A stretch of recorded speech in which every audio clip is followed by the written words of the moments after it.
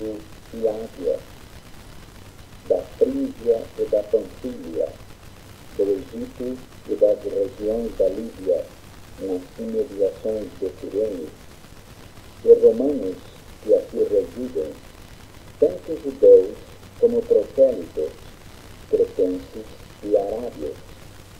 Como os ouvimos falar em nossas próprias línguas as grandezas de Deus? Todos, atônitos e perplexos, interpelavam uns aos outros: que quer isto dizer? Outros, porém, zombando, diziam: estão embriagados.